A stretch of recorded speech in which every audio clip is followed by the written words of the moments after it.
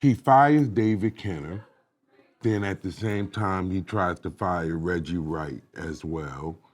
And yes, he's murdered. And then they put him in a car. The security guard was told to ride in the other car and don't bring your vest. It was like... Don't carry no guns. They were told not to carry guns. And then you're fighting in a hotel. Yeah. With a guy, now this is where it gets crazy. You're fighting in a hotel with a guy you were playing on a football team with when you was 8 years old. He's a blood, you're a blood and he's a Crip.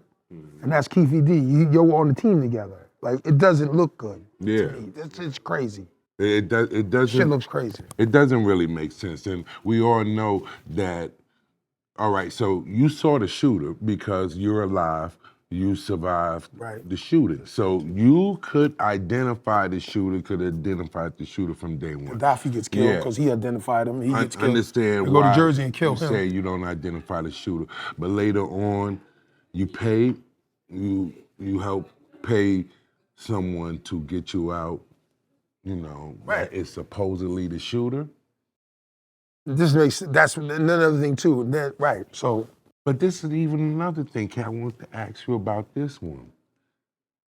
But how does Snoop make a record, an album, they say, with the supposed shooter? I don't know who that guy is, Big Dre. Wow.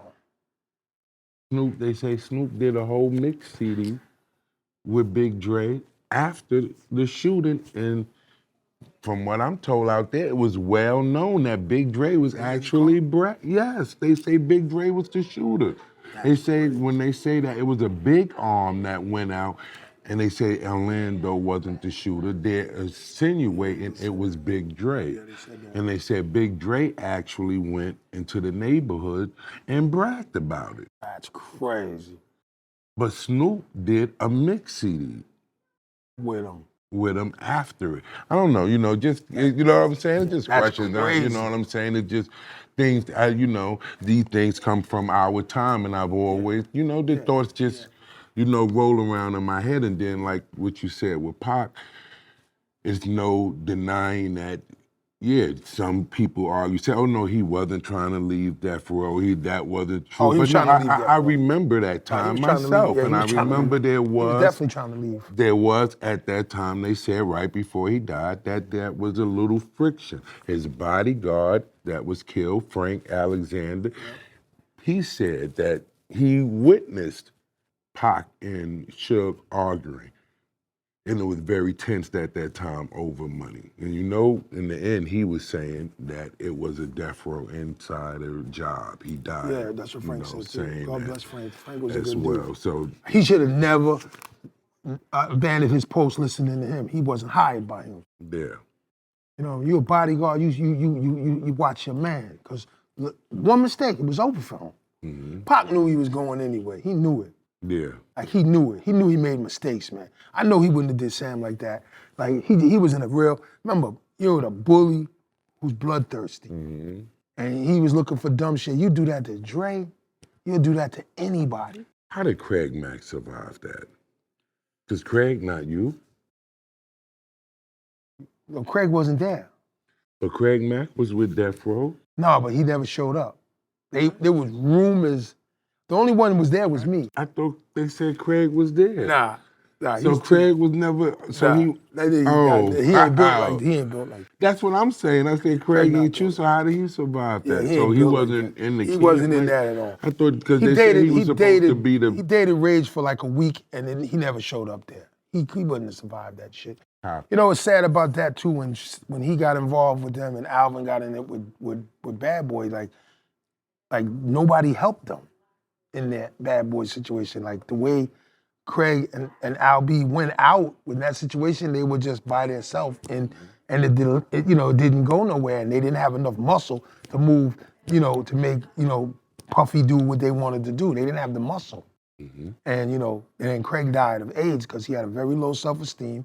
He was having sex with whoever and anybody, and he died of AIDS. He died of AIDS, and it's horrible, right? Because the guy had a great, opportunity to make his life what it was when you're making records like he was making. But when you're not, you don't have that Craig Mack had no damn self-esteem.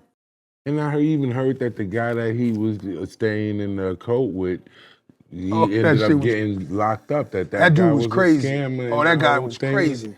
Right, but you know he was, right, that's what I'm saying. Okay, so. He was believing in that, though. I watched him in the interview Yeah, before he sad. died. He was It's really sad. I believing pray in for that Craig, dude. man. And you know, you wish you could help believing in these that guys. community. Yeah, because he had, what was he gonna turn to? He was already over with the music.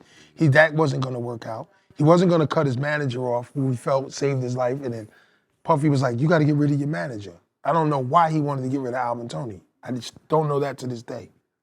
Why that was such a thing, because Alvin Toney knew a lot of people, strong dude. Wine dance, Alvin Toney did the thing. I don't understand what the friction was about. You know, he delivered a great album. You know, why didn't he keep elevating? I don't know. So when Craig was talking about sitting in the car with the gun, contemplating on killing this man, he was talking about Puff, right? Yeah. Yeah. I figured that. Yeah. And it's sad too, because like I said, he had no one to run to. You know, we were all in different places, Yeah. The only one that it's just freaking crazy because you don't think that it was gonna end like that. I don't think none of, what I'm saying? Come on, Craig at that time was like, Oh, he was killing come it. on, man. Craig You know was what on I'm saying? fire. Flavor in your ear That is shit was to this day. another thing. Kids, flavor in your ear. That set whole bad boy up. Come Set him on, up. Right? But Biggie made some bad mistakes too when he went out there to LA at the Vibe Awards. Oh, absolutely. He thought he was gonna be, but you knew you was supposed to be in London. You didn't have to be there. Mm-hmm. Puffy lures you there, you get killed. Vibe Awards. The Tallery, 2Pac was what, dead 6 months before? 6 months. You wasn't supposed to be there. Not at all. It's just crazy. You're asking for it. Not at all. No bodyguards, no security, Nobody nothing? could have told me. They could have told me, no contract I'm signed to. Wolf at? Wolf didn't go? No. That was the clear sign right there. You know what I'm saying? Wolf knew better. Yeah, Wolf said if y'all not going with the busload of dudes, I ain't going. He was smart. And he knew. Yeah. He was supposed to, that was just, that whole situation with those guys, I still don't think was answered. Nah, that's crazy. But I know this though, I've heard this, and I'd try to go over this because, again, you were there, you know what I'm saying? So it's some people have these conversations that's not even reputable. Qualified to talk exactly. About. They weren't there. Yeah, you there. I was so there. it's things I can ask you, you come to your mind that you like, whoa. So these are some of the things through the years I've heard that I've put together. Right. So, I had Gene on the platform, and Gene is a close personal friend. Yeah, I like Gene. Shout out to Gene Deal. So I put a couple things together with that. Gene says that he knew Keefe D, He says that Keefe D was the shot caller out there and everything like that.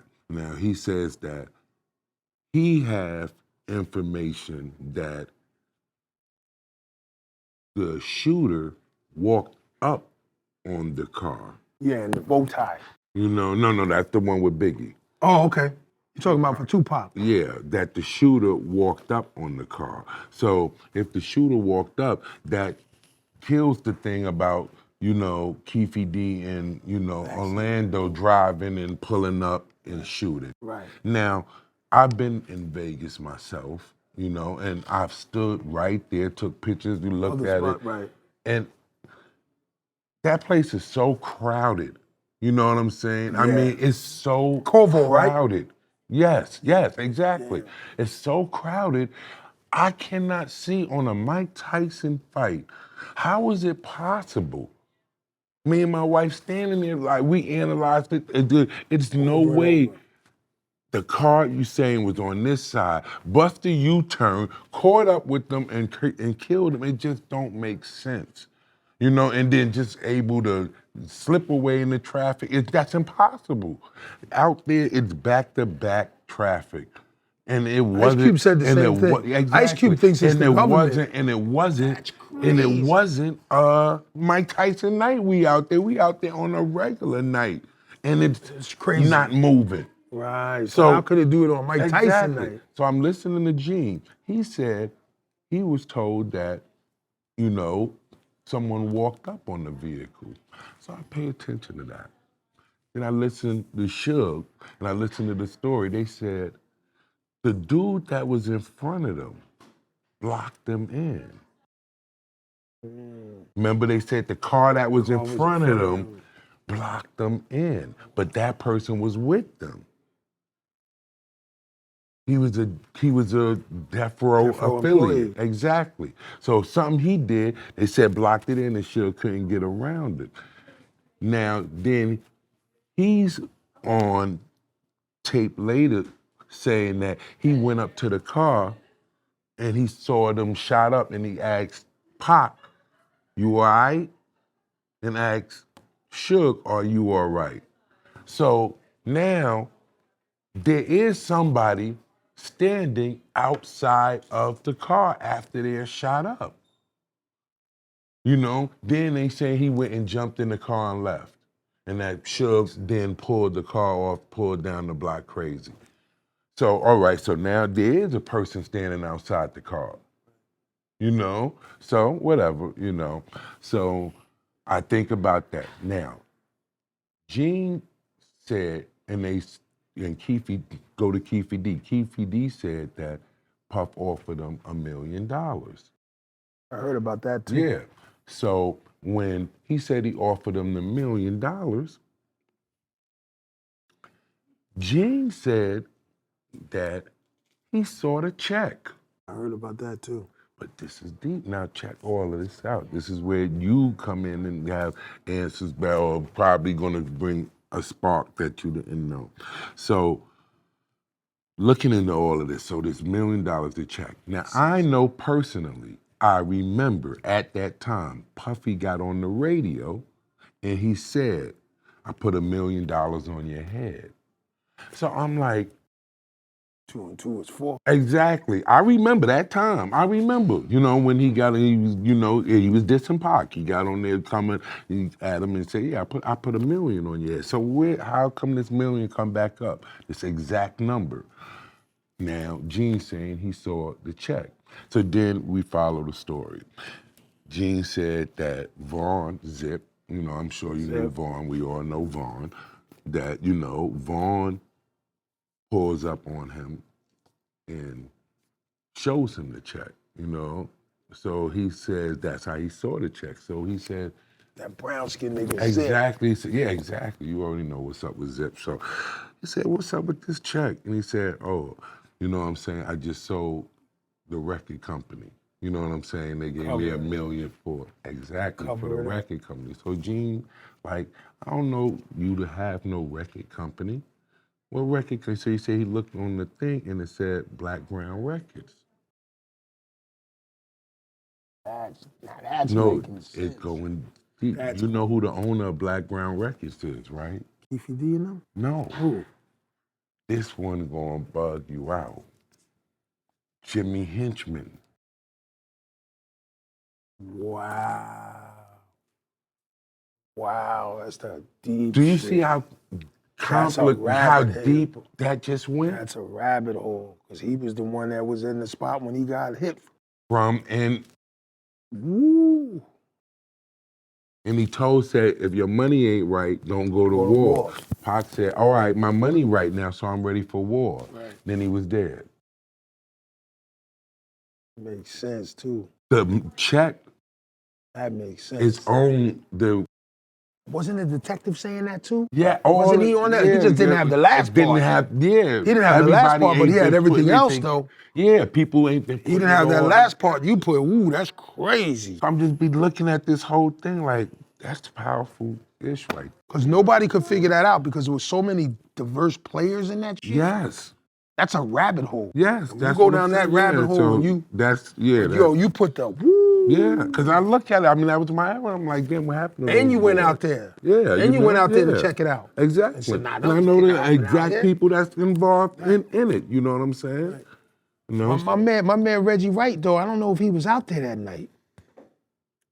Reggie Wright Jr., the cop. Yeah, I don't know if he was out there. No, they said he wasn't there that night. Yeah, He I don't was think he made was himself, maybe where he couldn't, be found, No, I think he was out there that night. He was at Club But 660. but even with that, remember they say Snoop had the radio, and the radio came across to Snoop that when Pac got killed.